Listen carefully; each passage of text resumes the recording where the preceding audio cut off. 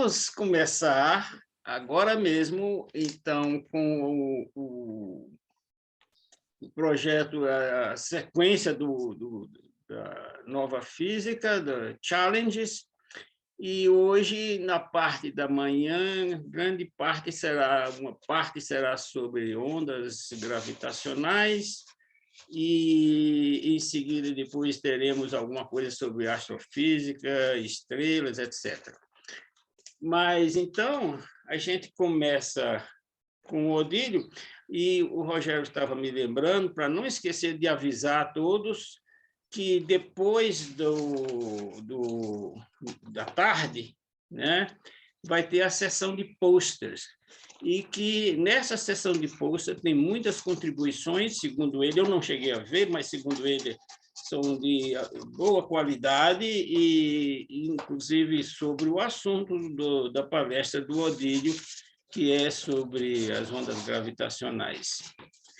Então, eu vou marcar aqui no tempo de 20 minutos, mais 5, quando faltar 5 minutos, eu aviso você, e aí você vai chegando ao fim, e depois a gente abre as questões por 5 minutos. E depois, no final, tem o paredão.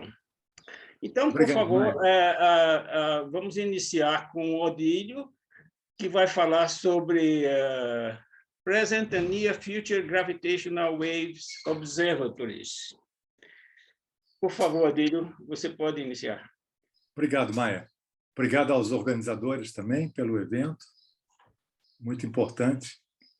Então, Present and Near Future Gravitational Wave Observatories. Gravitational waves, just a second.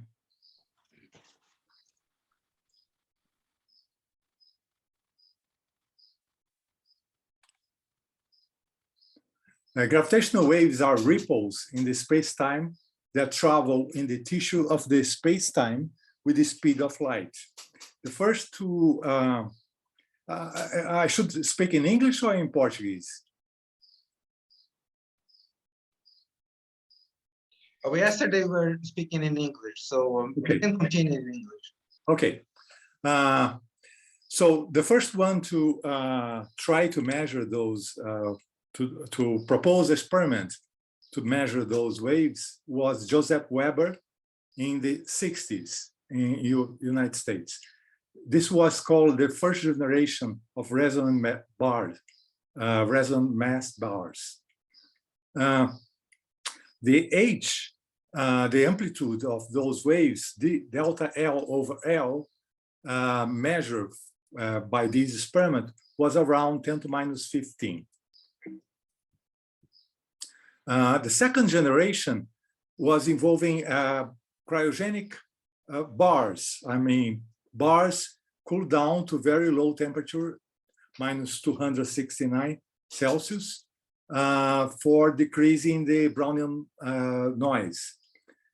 The amplitude for those, the sensitivity for those bars was around 5, 10 to minus 19, 1, 10 to minus 20, something like that. And then a natural consequence of these developments was a spherical shape. So there were two projects, Mini Grail in Netherlands and Mário Chamber in Brazil, that were developed after 2000 for searching for gravitational waves. The Mário Chamber project was a project involving many Brazilian institutions, and the first commission operation was in the year 2006. Those pictures are pictures from that time, 2006. At that time, 3 transducers were used. This picture you see now is a picture taken in 2015 when we did 2 runs in May and October, November. And the sensitivity reached at that time was 10 to minus 20 per square of hertz. The design sensitivity was 100 times better than that. We believe we could reach that design sensitivity if we work longer in this project, and also cooling down the sphere to below 4 Kelvin, because this operation, this runs in 2015, we're at 4 Kelvin. Now, I have made a web page that you can find everything about gravitational waves. The name of the web page is Gravitational Wave Astronomy, everything together. And there you can find all GW projects, LIGO, Virgo, GEO600, Kagura, LIGO India, Einstein Telescope, Cosmic Explorer, LISA, the SIGO, Big Bang Observer, International Pulsar Timing Array, European Pulsar Timing Array, the Nanograv, Indian Pulsar Timing Array, Parkes Pulsar Timing Array, OSGRAV, Tianquin, Taiji, Bicep Keck Array, Polar Bear, and Mario Chamber. Also, you can find there other important links like Gravitational Wave International Committee, other GW projects like AMIGO, Lunar Gravitational Wave Antenna, Gravitational Wave Lunar Observatory for Cosmology, the Bose-Einstein condensates for gravitational wave detection. These are projects at very high frequency, above 10 kilohertz. The MIGO is a meta-wave interferometric gravitational wave observatory, and some videos, lectures, tutorials, conferences, schools, job opportunities, Facebook sites, Wikipedia sites, and other important sites like the European Gravitational Observatory, iGrav, Gravitational Wave Detector and Sources, Gravitational Wave Open Science Center, and the LIGO Scientific Collaboration Academic Advisory Committee, with very interesting stuff. Now, the gravitational wave astronomy bands are mainly four.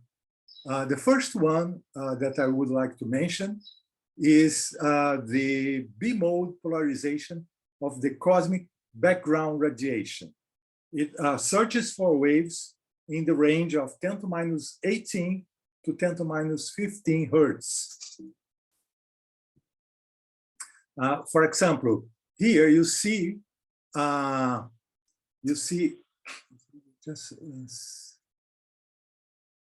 here you see the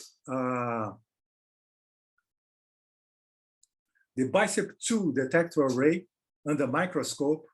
You see here is the Bicep 2 experiment. It's located at Amundsen Scott South Pole Station. And in 2014, it claimed have detected gravitational waves. Unfortunately, those claims were not true. There was a mistake, but they probably will detect later if the universe has started in a Big Bang, because those gravitational waves would come out in that band if we had inflation, we had a Big Bang and an inflation. Another experiment in that band is the Polar Bear at the Atacama Desert. Another band is the Pulsar Timing Array with radio telescopes in the 10 to minus 9, 10 to minus 8 hertz. The Pulsar Timing Array involves pulsar. They search for isolate pulsars, very precise pulsars, pulsars alone that have a very stable rotation. There are about 50 of them in the sky already discovered. So they keep observing those 50 pulsars. There are the International Pulsar Timing Array is the international collaboration, and then involve the groups. Nanograv group that are claiming have already detected gravitational waves, stochastic gravitational waves. The Parkes Pulsar Timing Array, the European Pulsar Timing Array, and the Indian Pulsar Timing Array project. The other band is the interferometer in space. As you see here, there are spacecrafts forming triangles that would detect gravitational waves. Those arms are very long. They are about, for the LISA, for example, they are 2.5 million kilometers. The range is vary a lot depending on the project, the space project, but they are in the range of 10 to minus 4 to 1 hertz. The major projects are LISA, which is going to be launched probably in 2030s. The SIGO, the Big Bang Observer, Tianqin, and Taiji, they are Chinese projects, and Amigo. The nice thing about these projects that the noise is very small. As you see here, the noise is this red thing here that you can barely see. You need to zoom it to see the noise. The signal is very strong, and the problem here is not to find signal inside noise, but to distinguish one signal from many other signals that you are detecting constantly at the same time. One other very interesting thing about those space projects, that those are in this frequency range, that the binary signals that you can detect using space programs, those space projects, will probably be, they could be sources for the ground long baseline interferometers like LIGO and Virgo. So it's a very important synergy that you can predict sources that will coalesce for the long ground baseline interferometers years before this happens. And you can tell which day is going to happen and which point of the sky with very precision. So this synergy is going to be very important when the space projects are operating. And finally, the other important band is the ground long baseline interferometers and spheres that may be still operating. They cover the range of 10 hertz to 10 kilohertz. There are also important frequency bands above 10 kilohertz. They are called high frequency gravitational waves, and there are many small groups trying them. They are small projects involving small quantities of money. Now, starting with the interferometers,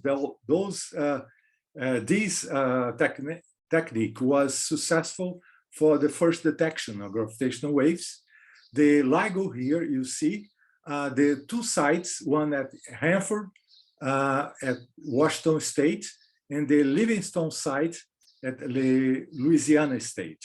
They are 3,000 kilometers apart from each other, about 10 millisecond light travel time. This is the collaboration, the LIGO scientific collaboration involves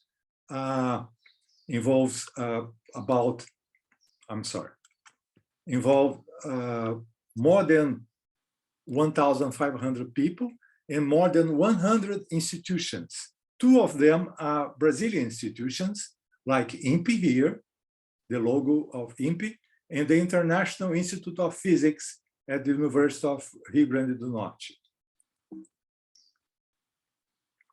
The first signal detector was this one, detected at Livingston, Louisiana State, on September 14, 2015. And 7 milliseconds later, This signal was detected in the Odylio Observatory at Hanford site, Washington State. Now you can see that two signals are pretty much similar, very similar. And doing the analysis, we discover the masses that was involving two black holes, 36 solar masses and 29 solar mass, very heavy black holes, coalescence in the last moments of their orbit around each other. This is a representation of the same signal in the frequency, time, amplitude representation. The amplitude is the color. So you see the signal goes up in frequency along the time. This first signal gave the Nobel Prize of Physics for these people.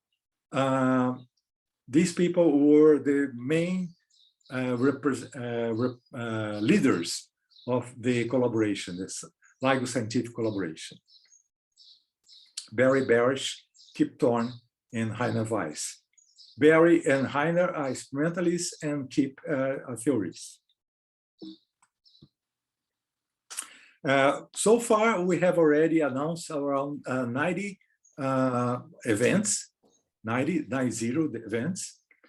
These events are the ones with light blue representing black holes. So you see three dots. The first two dots here are the original black holes forming, and the upper dot is the black hole formed. The masses are here. You see, it goes the larger one. Odylio, you have 5 minutes. No, it's 25. The presentation plus 5 of questions. 5 minutes, the 5 minute extra for questions. No, there are, now it's 10:18. Cannot be 5 minutes because the presentation is 25 minutes. Keep going, keep going. Okay. Okay. The black holes, electromagnetic is those red ones, and the neutron stars from the electromagnetic studies, the yellow ones. The orange ones are from gravitational waves studies. There are some objects that we don't know if they are black holes or neutron stars. They have both colors, those 4 events here in the range of 2.55 solar masses.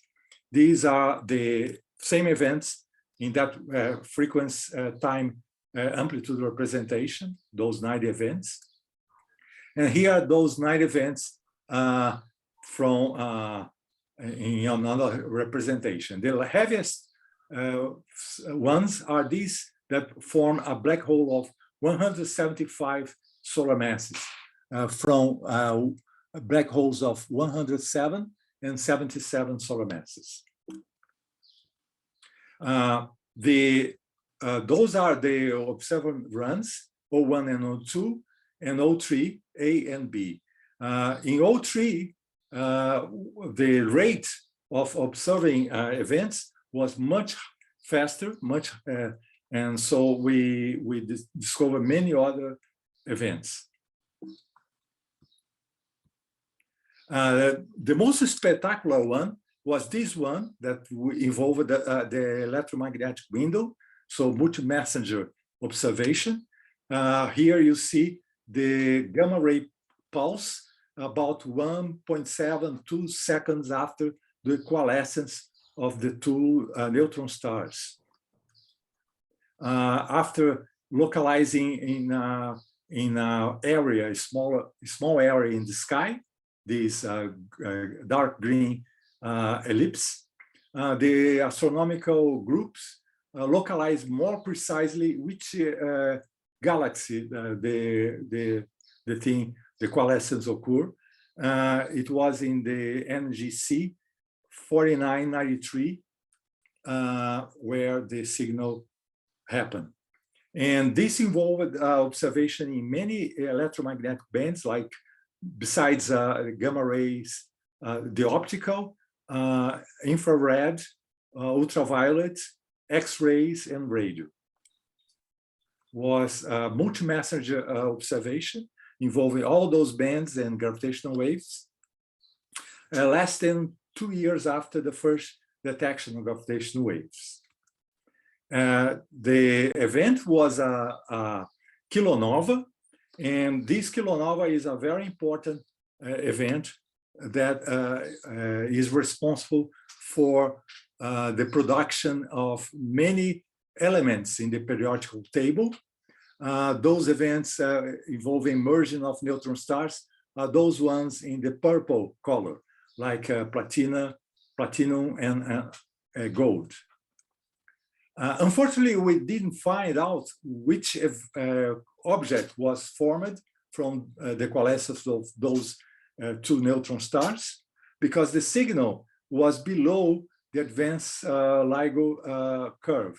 So the signal above the curve was the signal giving the information about the masses of the two binary stars and the signal itself. But the object formed, the ring down, the oscillation of the object formed was in the high frequency, around 3-5 kilohertz. And this thing was below the curve of sensitivity. But perhaps future detectors, like Einstein telescope, will have this signal above the sensitivity curve, and then will reveal the nature of those objects. Now, the main interferometers operating are the two LIGOs, GEO 600 with 600-meter arms. The LIGO are 4-kilometer arms. The Virgo with 3-kilometer arms, kilometer-long arms. The Kagura is Japanese underground with the mirrors cooled down to cryogenic temperatures. And the LIGO India. The LIGO India is under construction. Now, this is a picture of the GEO 600 detector. And these are the LIGO detectors and the Virgo detector. This is a picture of the Kagura detector, the 3-kilometer arm Kagura, 220 kilometers from Tokyo in the Kamioka mine.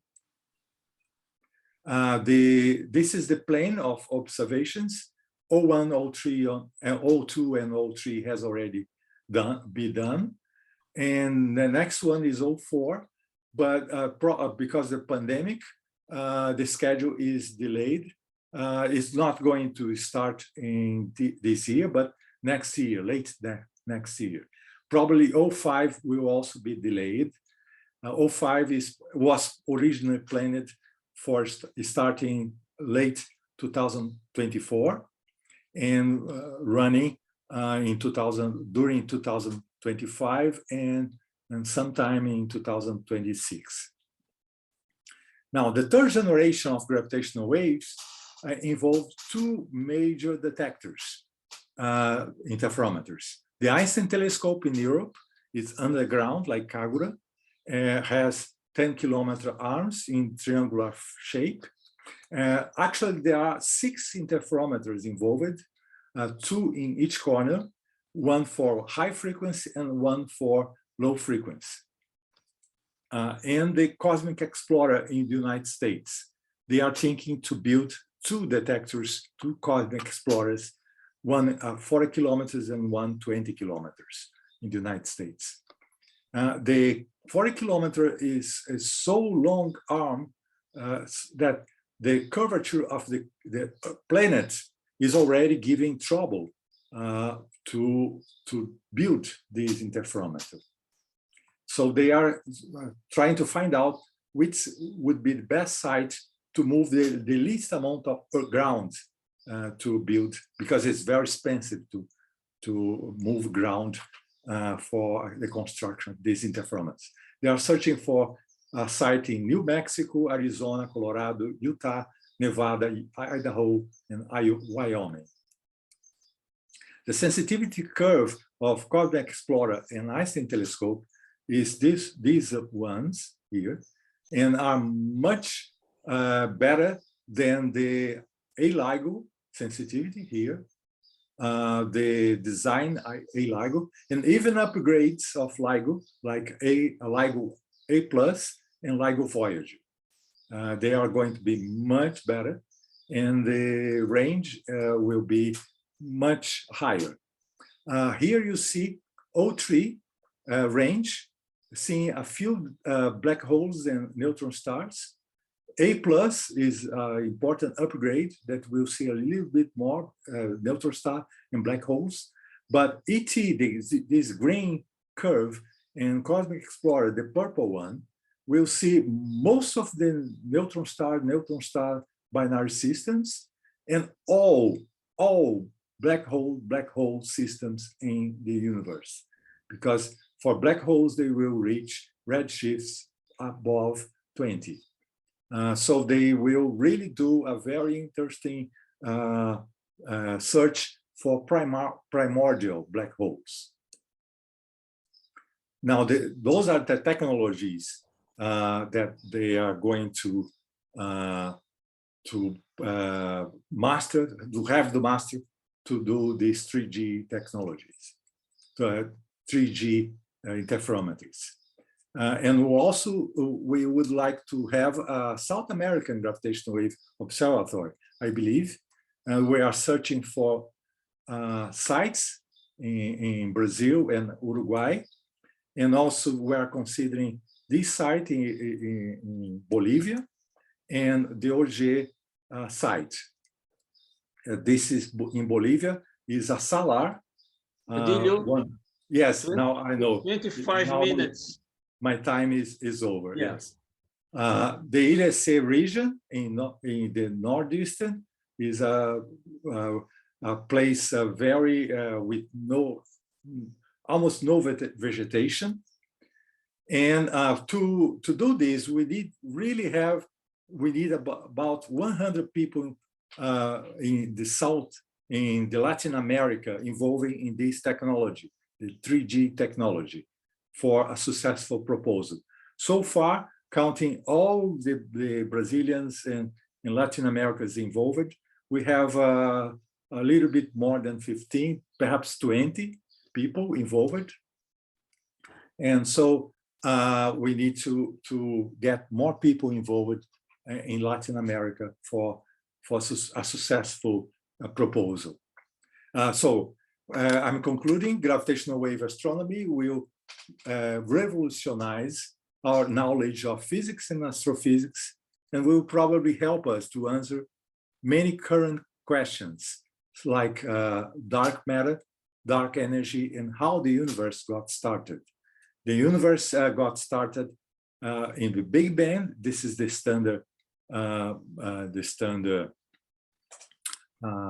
standard theory, but it could maybe started from a coalescence of a universe, former universe before, not going to a point, to collapse to a point. And we can find out this searching, discovering the background radiation, gravitational wave background radiation from these initial moments, okay? We are going to find out how the universe started. The gravitational waves is a new window for the observer in the universe that will revolutionize our knowledge of it. Thank you for your attention. Thank you, Odylio. That was a beautiful explanation of the present situation of gravitational wave astronomy. And I was surprised to see that there are some projects involving Brazil as well. We have space for one or two questions that would not take too long to answer, but you have always at the end the discussion section. If someone has a question, please, you can ask now. May I ask a question, Maya? So I have a question too. Yeah, Nadia has raised okay, her Nadia. hand. Yeah. Starting with Marcelo now. Okay, Odylio, I would like to know you about the project, a future project. I know it should be very hard, but on the other hand, rather important, is the prospects for stochastic primordial, stochastic gravitational wave. Yes, Nanograv have already claiming that has already detect some stochastic signal. Because the problem is to clean and to ensure that it's from primordial universe. That's the problem I see. Yes, yes. As hard as CMB. Yes, that's the problem of the Nanograv the claim. They are not 100% sure. So they have to wait more time for better conclusion.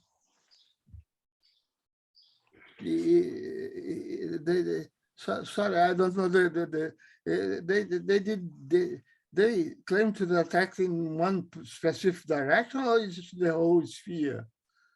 The whole sphere. Mm-hmm. Thanks. Thank you. Nadia, please. Okay. Hi. Good Hello. to listen to you again, Odylio. Hi, Nadia. I would like to know what can we researchers in Brazil do to help boost the idea of a South American gravitational wave observatory? Well, the Brazilians and Latin America should be involved in the data analysis and the experimental techniques.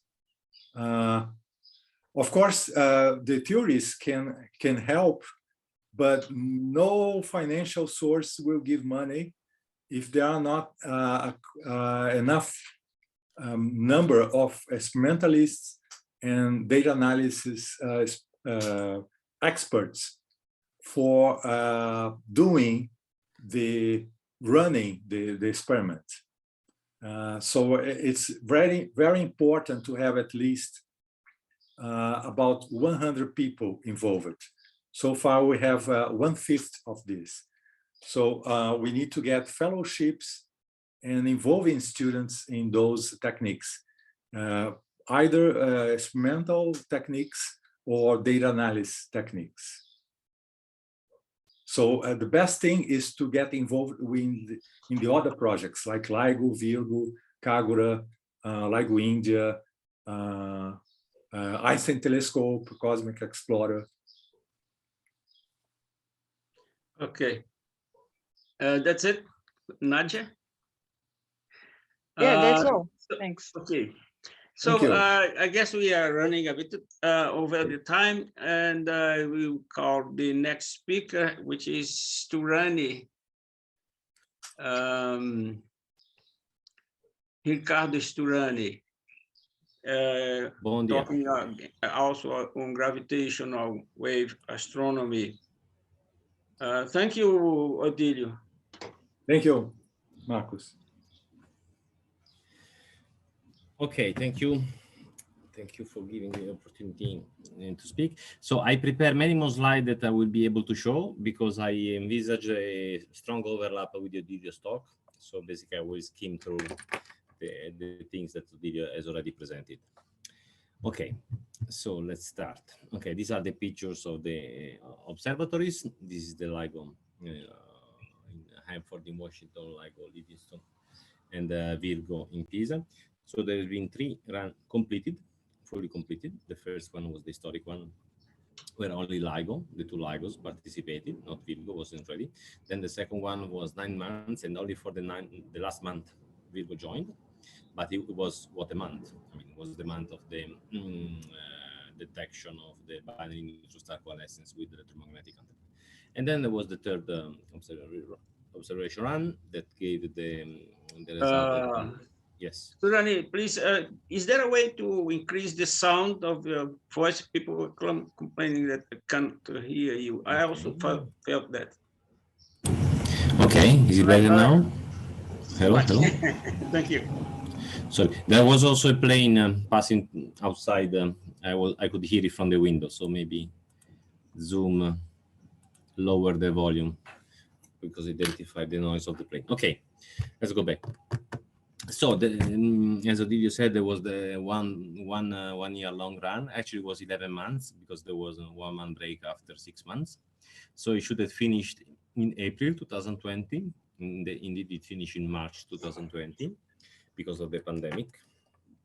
And you might think that 1 month data was not a big deal, but actually it was in some sense, because the Japanese detector Kagra was supposed to join exactly in April, when the two LIGOs and Virgo had been shut down because of the pandemic.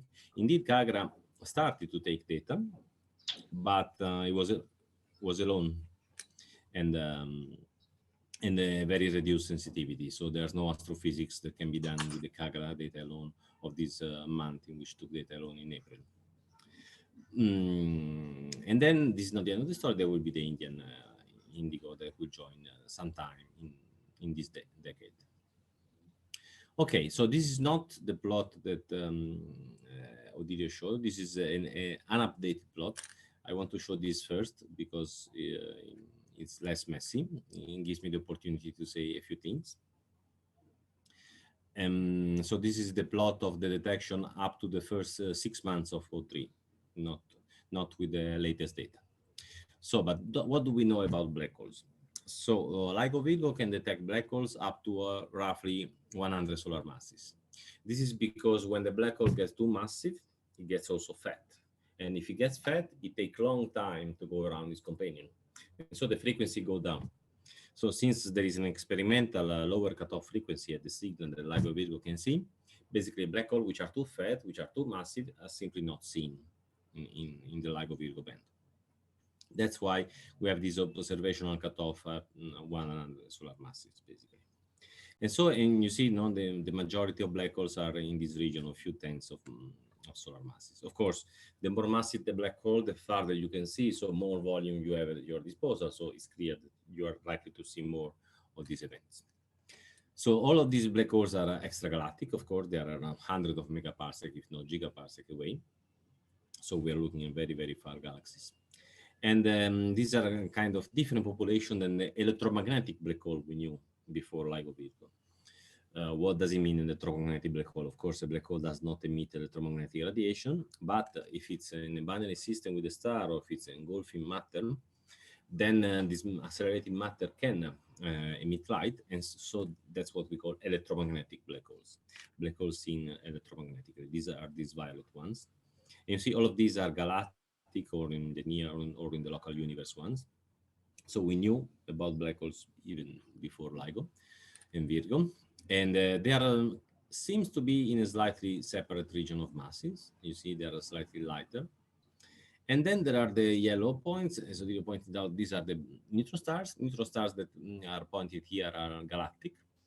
And in neutron stars are very common. An object of the mass of between 1 and 2 solar masses with size of 10 kilometers.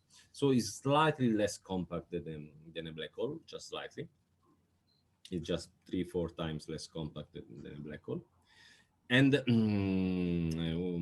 as I said, neutron stars are very common in our galaxy. There are thousands of neutron stars. Why here there are only a handful, only few tenths of them are represented? Well, these are the neutron stars whose masses are known.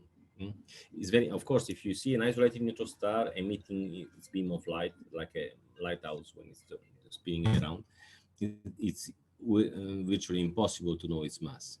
You only know its mass if it's in a binary system, and then from the Kepler's law you can infer the masses.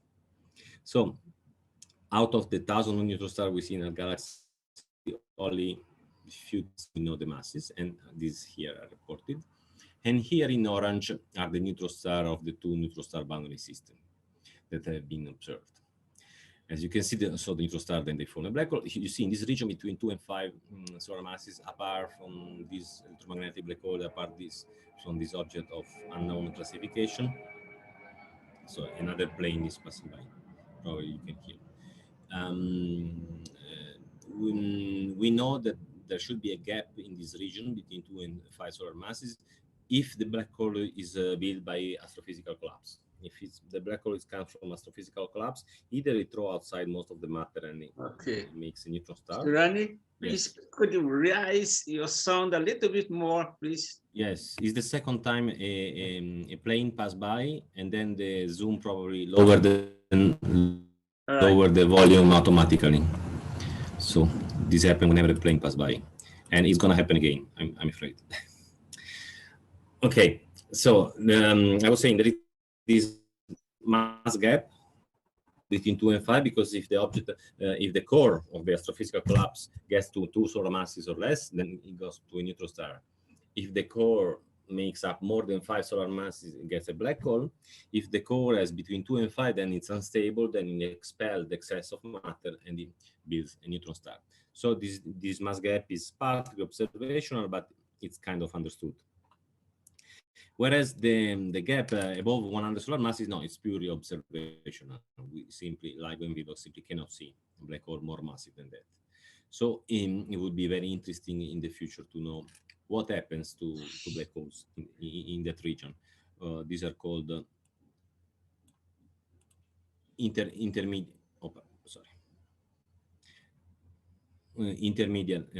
intermediate masses black hole between few hundred and up to 1 million, because as the Event Horizon Telescope beautifully shown, we know that there are black holes, supermassive black holes at the center of a galaxy of masses between 1 million and 1 billion. For instance, in our galaxy, we have a supermassive black hole of 1 million. The Event Horizon Telescope was pointing at a black hole of a mass of 1 billion solar masses. So these supermassive black holes exist, and they have a completely different origin than these solar massive black holes. They don't come from astrophysical collapse, but you know, they are the center of the galaxy and they keep accreting all throughout the history of the galaxy. So what's in between? What's in between 100 and 10 to the 6? Well, this is a huge desert that we hope to populate with the future observations. And in some sense, LIGO and Virgo allowed the first ever detection of an intermediate black hole. So there was a merger of 2 black holes whose remnant was around 160 solar masses. So by this kind of arbitrary definition of intermediate black hole of whatever is above 100 solar masses and below 10 to the 5, 10 to the 6, then this was the first intermediate black hole. So this 150 solar massive black hole was not the result of astrophysical collapse, but it was the result of a merger. So we know that there exists at least one intermediate black hole in the universe that is not formed by astrophysical collapse. But if this is a real population in this region of 100, 1,000, 10,000 solar masses or not, well, we'll find out with the future experiment. We don't know. But this is one of the big questions that gravitational wave astronomy will help to solve. I mean, what is basically the black hole mass function in galaxies? This is kind of holy grail of astronomy. And this is the picture in a different version, but it's kind of the same picture that Odylio showed, with all the detection of black holes, binary black holes by LIGO, the 2 neutron star binary, and then a couple of system mixed, 2-3 system of mixed neutron star binary black hole. Any way to increase more the sound? No, sure.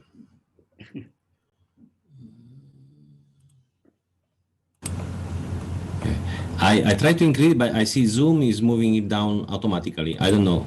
You see, I tried to put bar up, okay, but then it goes down automatically. I think it's Zoom. Yeah. There's some kind of automatic adjustment. Okay, thank you. Let me go back to full screen. Yeah.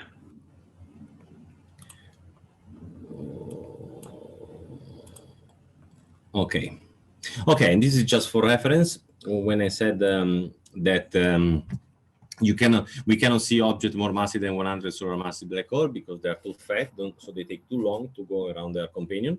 So they go to low frequency, because this is the kind of noise budget in frequency of the 3 detector the two LIGOs and Virgo. So as you see, Virgo has a slightly worse sensitivity because it's the violet one, violet curve. And you see, basically, when you go below, this line is 20 Hertz. When you go below already 30 Hertz, the sensitivity is already very degraded. So the sweet spot is basically 60, 70, 80, until 3, 4, 500, 600, 700, 800 Hertz. And all this noise is because the mirrors of the interferometer that make up LIGO and Virgo are hanging. So these threads that hang them, they have resonant frequencies. So if a perturbation arrives at the resonant frequencies, then you have a huge lot of noise.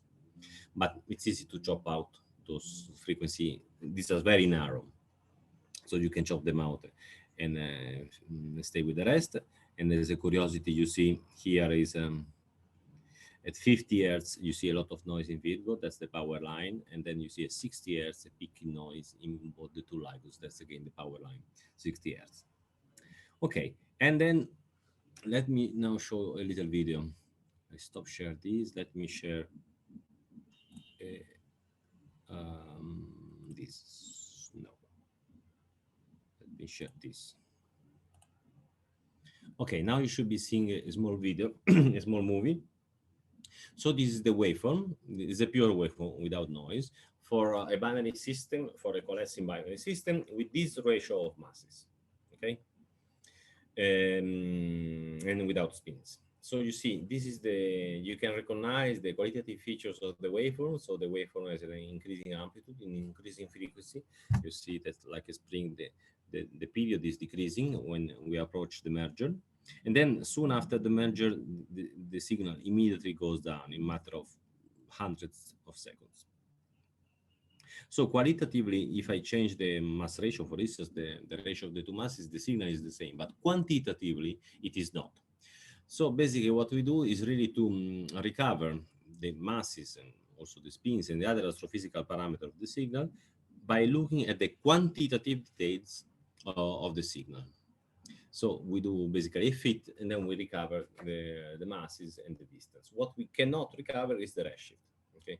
Because, of course, because we just see an object, we don't associate generically with the galaxy, because the object is usually so far at hundreds of megaparsec that there are many galaxies in that portion of the sky that we cannot recognize the galaxy.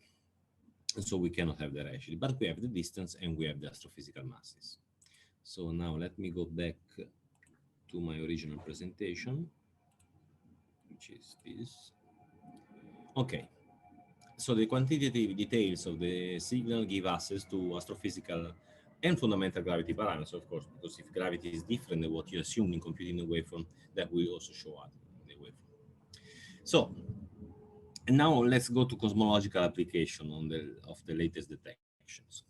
So, as everybody should know, there is a fundamental relationship in cosmology that relates the luminosity distance and the redshift. So at first order, so luminosity distance is a distance, the redshift is dimensionless, so we must have something with the inverse of dimension, with the inverse of time, or the inverse of length here to make this linear relation. This is the Hubble constant, basically, whose inverse sets the age of the universe. So it's probably the most important constant parameter in cosmology. This relationship is not exact, so according to, so you have a correction at all order in Z, in the redshift, and if you have a cosmological model, the coefficient of Z squared, Z cube, and so on, you can compute them actually. So for that event that we talked about, for which we knew the redshift and the distance, we knew the distance through gravitational waves, for all gravitational waves. And we knew the redshift because we could identify the galaxy from the electromagnetic counterpart. For that event, it was possible to compute H0, the Hubble constant.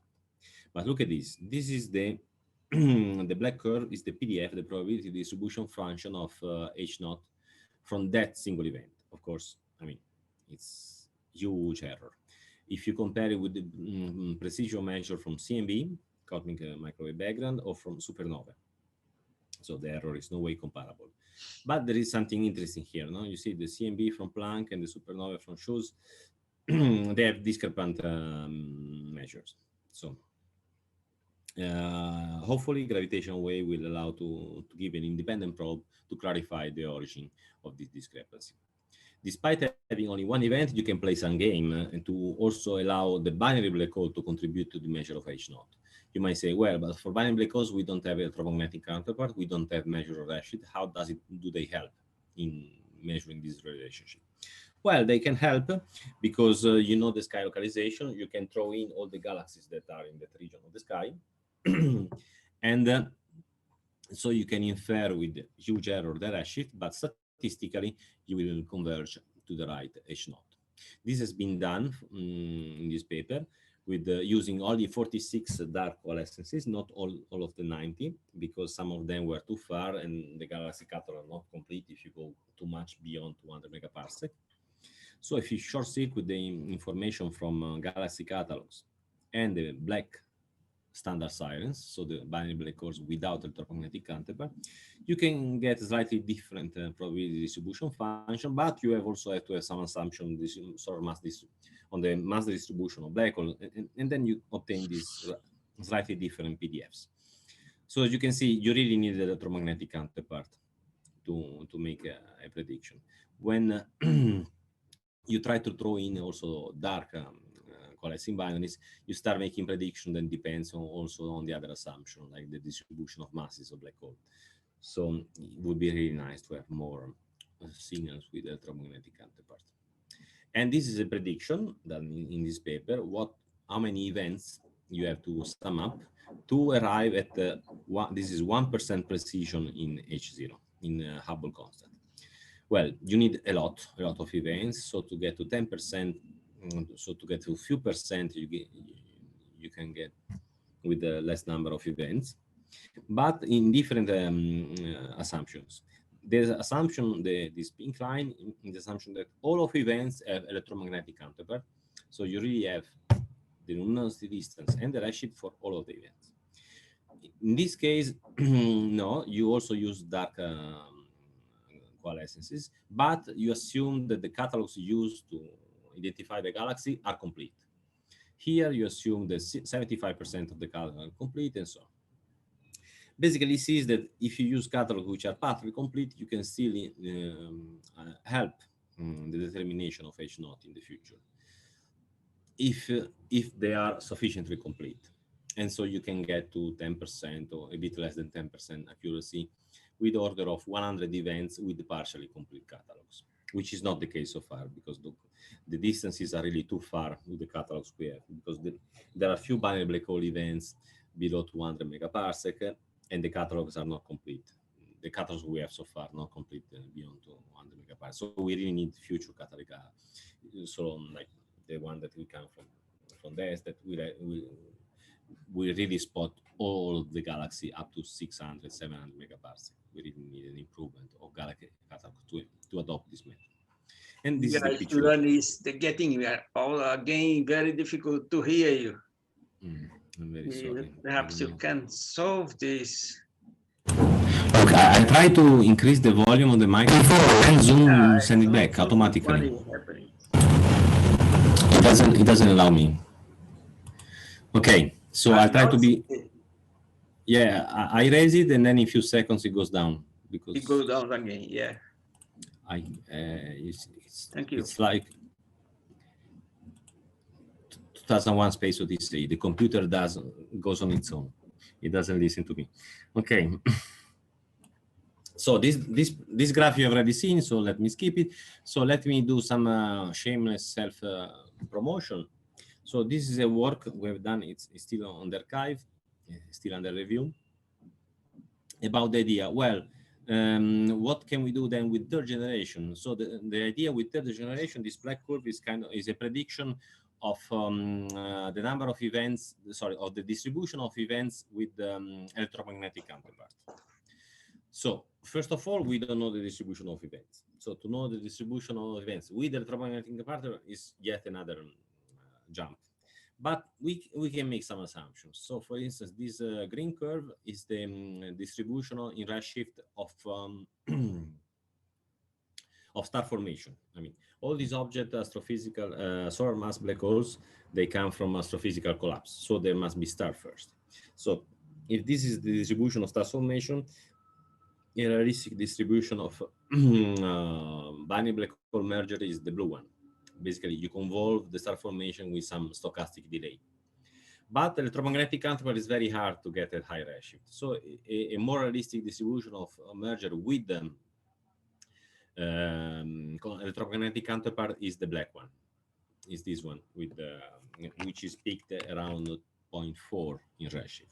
So despite most of the stars being produced in 1.5 in redshift and most of the merger happening more recently, the redshift equal to 1, it is expected that all of them that we see with the electromagnetic counterpart would be at more recent than redshift 0.5.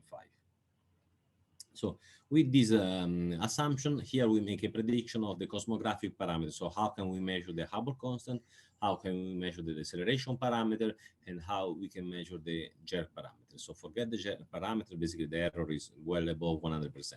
But for the Hubble constant, with order of 100 events with the electromagnetic counterpart, we expect order of 1%. This is percent certainty. This is not 100%, this is percent. And then, of course, you can play the game, how it varies with the distribution of events, since it's widely unknown, and how it varies if we have, if we can reduce in the future the measurement error in the third generation detector. So let me go quickly to another idea that we had with another student. So I underline the name of the student. So the idea is that then forget about, since it's so hard to get an electromagnetic counterpart, forget about electromagnetic counterpart. Let's look at black coalescences, so without electromagnetic counterpart. So this, we can play the game and say, look, this is the merger rate, which is obtained by the star formation rate, we convolve with some delay. And this is, of course, not all of them will be visible because some of them will be too far. And this is the distribution of observed events. Of course, there are some assumptions here, but let me skim through the details. You see, this is for third generation. The green curve is the expected number of dark coalescences for third generation. The blue is expected merger rate event for all merger in the universe. And you see this orange line is the rate of the merger seen with second generation. So you see, moving from second generation to third generation, it's huge increase in the number of events. And it's not only a huge increase in the absolute number of events, but a huge increase in the range. You see, now we can see things mostly as more redshift. With ET, we see things up to redshift 1 without any problem. And we really see, basically, we don't see all of the merger, but we can see most of them. You see, the ones that we miss are really minority. And so we made a simulation, what would be the measure in H0. Forget these other parameters, just look at the measure and the precision measuring H0 with 40,000 injection. For example, with 40,000 injection, we get to a precision of few percent just using dark coalescences, not coalescence with counter. Of course, coalescence with electromagnetic counterpart would help a lot. But if we don't have them, we just use the tens of thousands of dark coalescences that we see with third generation detector, we can still get with a few percent accuracy in H0. Of course, you have to make some assumption on the underlying distribution of merger. If your assumption is wrong, this degrades your prediction, but still you can marginalize over some parameter and get this kind of prediction once you have tens of thousands of dark detection with third generation detector. I think I have done more or less with the time, right? Yeah, it's about the time. Yeah. Okay, so let me skip and go to the conclusion. Okay, basically the message I want you to take home is the following. Gravitational wave astronomy will have, of course, it has a huge impact in astronomy. I mean, that I didn't talk about that because that's obvious. But I wanted to argue is that we'll have a huge impact in the determination of the cosmic expansion history in cosmology. Then what we are working on, I didn't talk about, but let me just mention that we're working on analytic approximation schemes to determine the dynamics of the source, because if we determine the dynamics of the source with more precision, we can make templates. Remember, I told you that to get the astrophysical parameter, you need to match to predictions. So we want to make more precise prediction to reduce the error in the measurement of the astrophysical parameter. At the moment, we are facing some difficulty to extend our program of determining the analytic shape of the waveform beyond the fifth perturbative order, but that would be the subject of another talk that I will leave some other time. Okay, then I can take question now. Thank you very much. We have time for one quick question because we are running a little bit late. So, and the remaining question can be left for the discussion at the end. So perhaps Nadia was raising her hand. Anyone who has a question? For right now, otherwise it can be left for the end of the period of this section. Nadia seemed to have a question, but then she gave up. Nadia? Okay, so I don't see any hand. Sorry, I don't have a question. I think it was last time. Ah, okay, fine, thank you. So let's adjourn this until for the coffee break, and then adjourn again at 11:35. And then at the end of this section, we can ask more questions to Sturani. Thank you, Sturani. Thank you very much. Thank you. See you later. Bye.